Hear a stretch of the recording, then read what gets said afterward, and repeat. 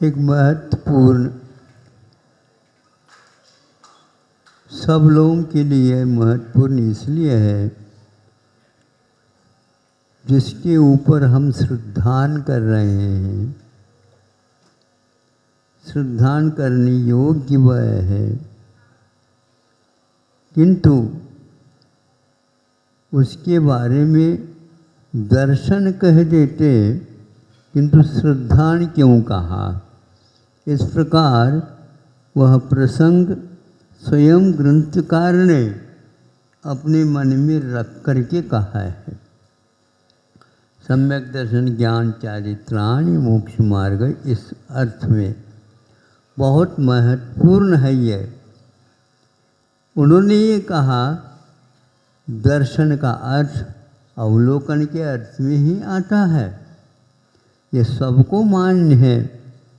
आपका दर्शन हुआ भगवान, हम आज धन्य हो गए। तो दूर देखने लग जाते हैं, कहाँ को तो भगवान तो है ही नहीं, और सामने बिंब है और उनको भगवान मान करके चल रहा है।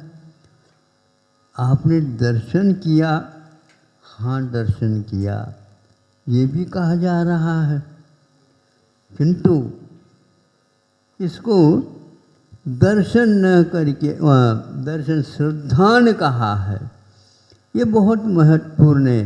यानी दर्शन, इसी का नाम यहाँ पर इस प्रसंग में श्रद्धान से अर्थ निकालना।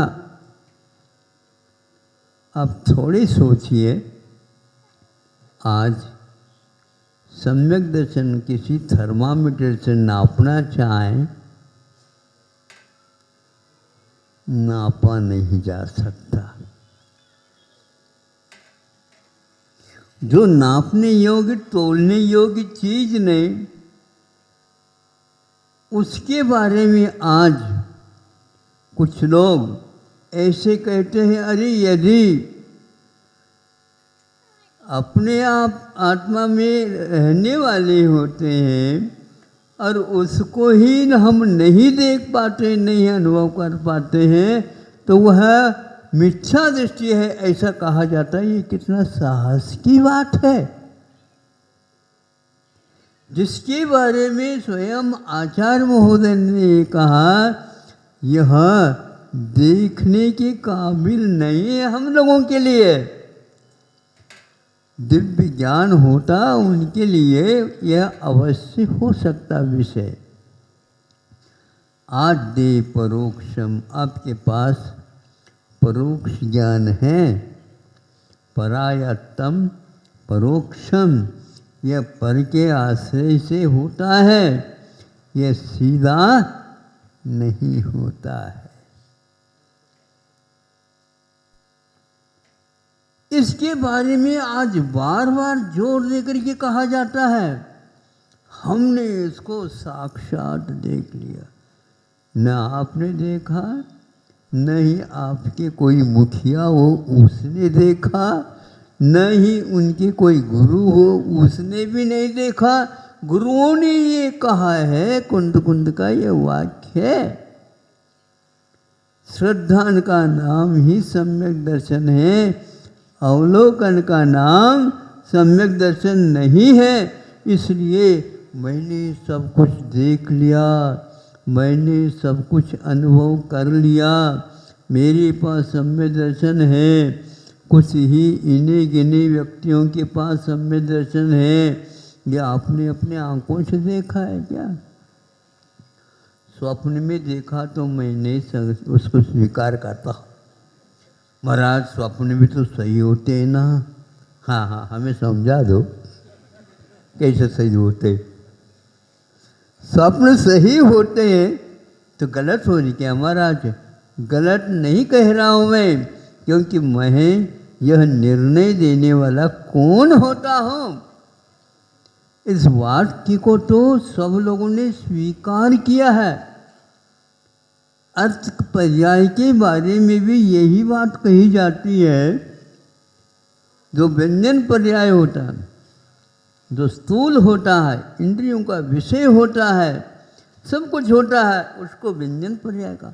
अर्थ पर्याय सूक्ष्म होता है, जहाँ पर हमारी इंद्रियां और हमारी माथा या मति काम नहीं कर सकती, वहाँ पर उसको उन्होंने अर्थ पर्याय घोषित की। फिर कैसे है वो, न शब्द गोचर, शब्दों के द्वारा उसको बांधा नहीं जा सकता। जब आगम वाक्य के ऊपर आपका श्रद्धा नहीं है, आपके ऊपर कौन विश्वास करेगा, श्रद्धा न करेगा। और जबरदस्ती में लगे हुए हो, नहीं मुझे ज्ञात है, मुझे ज्ञात हो गया, झलक रहा है। हाँ बिल्कुल, आप झलक करके आगे उछल रहा है। झलक रहा है, कहाँ से झलक रहा है? हमें चश्मा से झलकता हो तो हम भी लगा ले। ये कितनी यह विडंबना है ये, और ये चल रहा वर्षों से। असंख्यात अरब वर्षों का मुझे ज्ञान होता ऐसा, और वो कहते हैं ये महान भव्य जी। गलत बात है, इसके ऊपर विश्वास करना। इस कोई भी इससे स्वार्थ सिद्ध नहीं होने वाला, केवल ख्याति पूजा लाभ के अलावा और इसका कोई उद्देश्य हो नहीं सकता। इसलिए जिसको इन्होंने दर्शन न कर करके श्रद्धान कहा, और वह परोक्ष ही होता है, अपने ज्ञान का विषय नहीं होता। इसलिए विनय के साथ, श्रद्धान के साथ, आस्था के साथ इसको स्वीकार करें। यदि नहीं करता है, वह आगम भी नहीं है, और वह इसका वाचन करने वाला भी वाचक भी नहीं कहा जा सकता। उनके मुख से कोई वस्तु आप सुनना चाहेंगे, वहाँ आगम से विपरीत होगा, इतना तो जान लो आप। फिर भी अंदाजन तो भैया देखो बात ऐसी है, एक बकरी या मेढ़ा जो ना आगे हो जाता, उसके पीछे हजारों हो जाते। इसका अर्थ ये नहीं उसको नेता घोषित किया है, वह है ही नहीं। यह तो एक चींटी के पीछे भी हजारों चींटियाँ चलती हैं, घोषणा तो करते नहीं। ऊपर जाकर के गिर भी जाते हैं तो सभी गिरते चले जाते, पुनः उसके ऊपर चले जाते। ऐसा नहीं, गंतव्य की ओर जाने के लिए मार्ग की आवश्यकता होती है। हाँ, मार्ग वो बताने वाला भी होता है, लेकिन बताने वाला हमारे सामने प्रत्यक्षदर्शी नहीं है। इसलिए उस हमारे जो गुरु हैं, वो गुरु भी दूसरे अपने गुरु बनाए, उनके भी गुरु हैं। इस प्रकार यह परोक्ष ज्ञान की परंपरा चल रही है। उसके बीच में कोई इसको विच्छिन्न करके, हटा करके यदि अपनी तरफ से बात करना चाहता है, वो कितना अविवेकपूर्ण है। उसको अपने निकाचित कर्म बंध के बारे में चिंता तक नहीं है। उसका जब फल मिलेगा, उस समय कुछ भी वह जान नहीं पाएगा, इस रहस्य से वंचित रहेगा। और वह एक एक भव नहीं, दो दो भव नहीं, अनंत अनंत भवों तक जो व्यक्ति निर्णय करके और विपरीत अर्थ निकाल करके स्वयं तो जानता ही है, दूसरे को और वह उस मार्ग से हटाता हो, वह किसी भी प्रकार से ग्रहण करने योग्य नहीं है। किंतु क्या करें, आज तो ऐसा अंधकार दिखे हैं, तो फिर भी हम इसको प्रकाश कहें।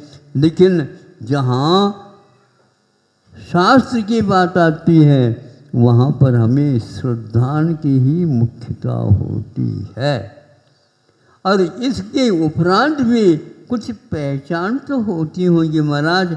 उन पहचानों को ले बताते हैं। एक तो प्रशम भाव, हमेशा शांत भाव रखो, इससे आपको वह श्रद्धान हो सकता है। सम्यक भाव, इस संसार से आपको डर लगना चाहिए। डर क्या, दूसरे को डरा रहे,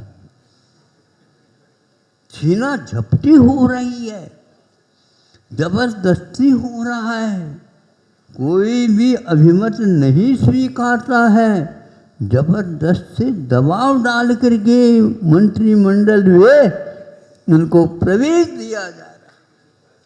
हाँ बिल्कुल, हम आपको निश्चित रूप से करा दें। ये जो है भोले भाले उन श्रावकों के सामने कह दो तो काम चल जाएगा, लेकिन जब तक तेरा पुण्य का, ये पुण्य के कारण चल रहा है, एक दिन वह घड़ा भरेगा, फिर तो एक बूंद भी नहीं मिल पाएगी। पाप के सिवाय इसमें कुछ नहीं होता। इसमें आखिर इस प्रकार कहने वालों का उद्देश्य क्या है? केवल ख्याति लाभ, मेरा मेरा मेरा, हमारा, इसके अलावा कुछ नहीं। मान लीजिए मर करके विपक्ष के वह समर्थक बन गए तो क्या करोगे बताओ? तो ये यहाँ पर काम तो कर लिया, एक पाई भी नहीं दिया, और उनके यहाँ जाकर के जन्म ले लिया, और वह अड़ोस पड़ोस में है, उसके यहाँ पूरा को पूरा मान लो लक्ष्मी चली जाती है, क्योंकि जहाँ पुण्य होता तो वहीं पर लक्ष्मी चालू हो जाती है। अब वह यहाँ का उसका वैरी बनेगा क्या मित्र बनेगा या नाता रिश्ता रखने वाला बनेगा? मुझे बताओ। यह तो संसार है। एक ही भाव में 18 नाते होते हैं। यहाँ पर एक और नाता जोड़ना चाहो तो जो जैसे कहो भैया हम तो इसके लिए हाँ नहीं कहेंगे, यदि मना कर दोगे नहीं ना नहीं कह सकते आप, ठीक है आपके कहने से नहीं करूँगा, लेकिन मेरा मन तो कहता है ना के योग्य भी आप नहीं है, इसलिए नहीं है। जो व्यक्ति विपरीत ही स्वीकार करना चाहता है उसके लिए बुला करके कुछ कहा नहीं जाता। यहाँ आगम में लिखा। अब इसके उपरांत हमें क्या कहना बताओ? मैं सम्यक दृष्टि हूँ इस प्रकार कह नहीं सकता आज का ये सम्यक दृष्टि। और उनका कहना ये है कि युक्ति से ये कहता है जो अपने आप का श्रद्धा नहीं करता और उसके सम्यक्तानुभूति नहीं होती है तो वह मिथ्या दृष्टि है, इसलिए हाउ कह दो। सब लोग उसके हाव में लगे हुए हैं। माँ डरा करके कहती थी बेटा उधर नहीं जाना है। क्यों? वो कहता क्यों नहीं, वो बहू है, बहू हवा है, हाँ पकड़ लेगा। ऐसा मोक्ष मार्ग के वाचन में, चर्चा में, तत्व विवेचन में नहीं होता।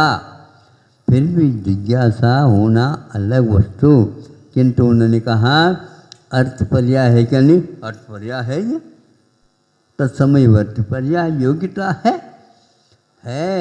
लेकिन आगम प्रामाण्यात अभ्युपगम्यमानाना, ये आगम के द्वारा ही कहा जा सकता। आगम में जो कहा है किंतु वह आगम गम्य ही है, हमारी बुद्धि गम्य नहीं है।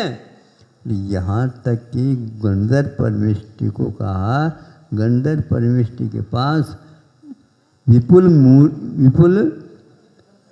मति मनोफल ज्ञान भी है, मान लो उत्कृष्ट भी है, तो भी उसे ये भव्य है क्या अभव्य है, इसका विवेक विभाजन नहीं कर सकता। क्योंकि मिथ्या दृष्टि और सम्यक दृष्टि कहना ये अलग वस्तु है, अवधि ज्ञान के विचार के माध्यम से बन जाएगा, किंतु यह नहीं कह सकता ये भव्य है क्या अभव्य है। ये शुद्ध अर्थ पर्याय है, ये पारिणामिक भाव है, और पारिणामिक भाव में आप इस प्रकार दखलनबाजी नहीं कर सकते केवली भगवान के सिवाय, और कोई भी इसका स्वामी नहीं है। यह आगम में देखा। इस सब को आप गौण करके जा रहे हो, उस साहित्य की ओर देखना भी नहीं चाहिए। यह किसी भी प्रकार से तारक नहीं हो सकता। इसके माध्यम से हमारा कभी कल्याण नहीं हो सकता। कल्याण आपका होगा नहीं ऐसा किसी ने कहा नहीं।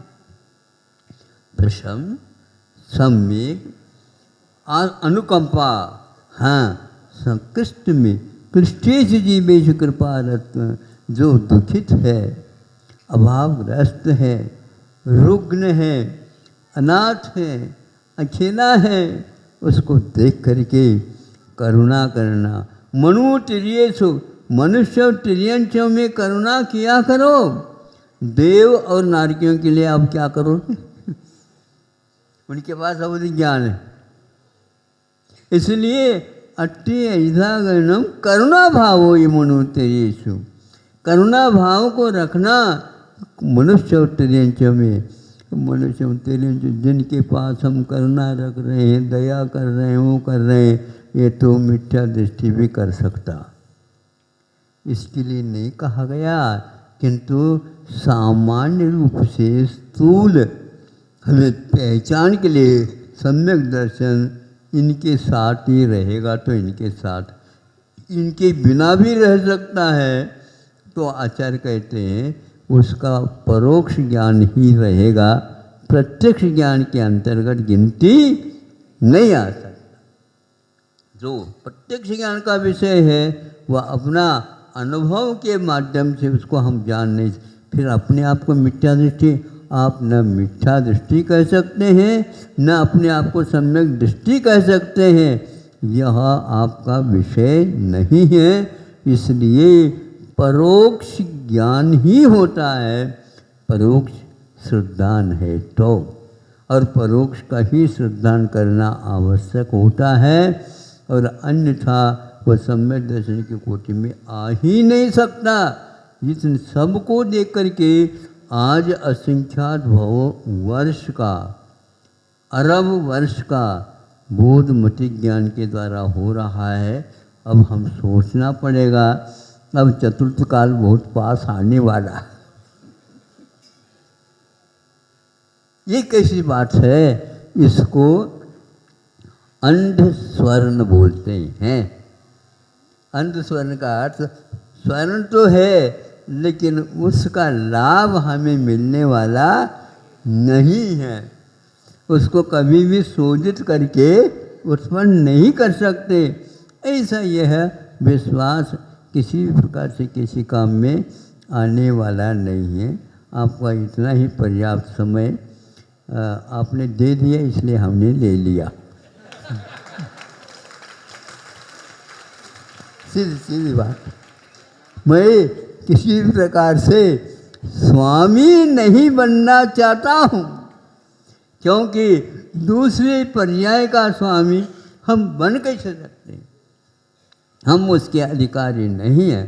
हमारे अधिकारी हम हैं, लेकिन हमारे भीतर खजाना क्या क्या है ये श्रद्धान इन आगम के द्वारा, गुरुओं के द्वारा, केवलियों के द्वारा बताया हुआ ये आगम है। इस विश्वास पर चलना चाहिए, ताकि आज नहीं है तो कल हमें वह स्थान मिल जाए, तो कल्याण अपना हो जाए, सबका कल्याण हो। अहिंसा परमो